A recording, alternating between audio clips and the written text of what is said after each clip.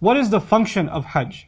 The purpose of hajj that I alluded to briefly is in fact that a person has to get a new life, that they're starting afresh, that they've accumulated the dirt of sins and sadness and grievance in their life, and now Allah has given them an opportunity to face Him like they will on Judgment Day, but ahead of it to prepare themselves from Judgment Day anew, a new life all over again.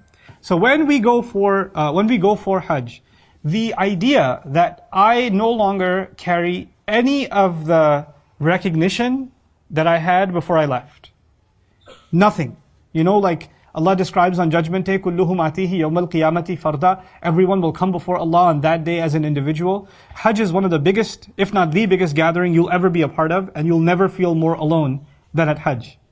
You'll feel like you're the only one there.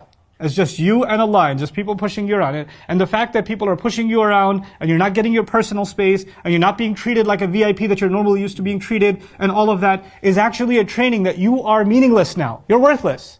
You're before Allah, you have no pride left. لا رفث ولا فسوق ولا جدال في الحج. There's a reason for that. There's no arguing in Hajj. There's no, hey, you can't do that to me. There's none of that, because you have no self-respect left.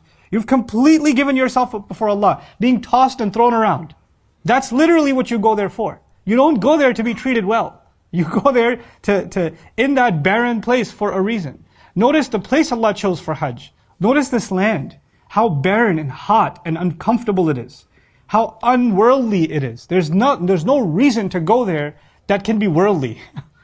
It's just entirely a spiritual place to be. Actually, in the worldly sense, it's a very uncomfortable place.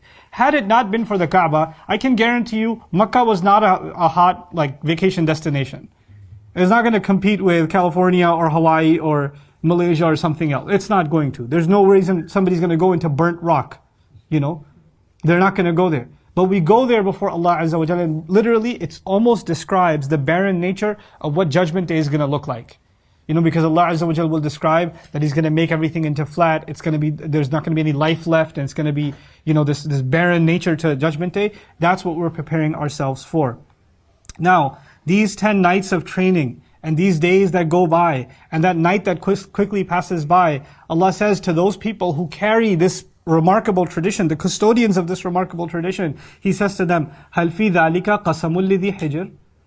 In that, is there enough of a remarkable oath in all of that for those that possess the great solid minds? Hijr actually originally comes from hajar, which is yet another literary reason I'm compelled to think this is referring to the Hajj, because Hijr shares the origin in Arabic with the word hajar, and hajar goes back to Hajar Aswad also.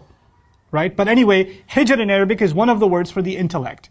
Barrier actually means حجرت الأرض أو حجرت الأرض واحترجتها أو احتجرتها إذا ضربت عليها منارا تمنعها به من غيرك. It actually means to create a barrier keeping people from passing through. Like somebody puts a gate or a tower or something and you can't get through. This is the word, one of the Arabic words used for the intellect. And you'll notice the intellect in the Arabic language, many of its words have to do with restraint or stopping. So you have إِنَّ فِي ذَلِكَ لَعِبْرَةً لِأُولِي النُّهَى, people of prevention. Prevention literally means to stop, and that's the word for intellect. Aqal means to tie something up. Iqal, to tie something up. Again, prevention, restraint. Hijr is a barrier. Why is the intellect called a hijr? It's called a hijr because your emotions and your temper and your greed and your lust and your desire has no limits. It just wants to do what it wants to do. And your brain, your mind, if you possess hijr, will stop it and control it. And you're going to restrain yourself. That is the exercise of Hajj. We all have greed, we have lust, we have temptation, we have these things inside of us that are animal desires, that are uncontrolled, unchecked, wild, stallions that are out of control inside of us. We go to Hajj to put all of those in check. To put a restraint on all of them. Hey guys, you just watched a small clip of me explaining the Quran in depth as part of the Deeper Look series. Studying the Quran in depth can seem like a really intimidating thing that's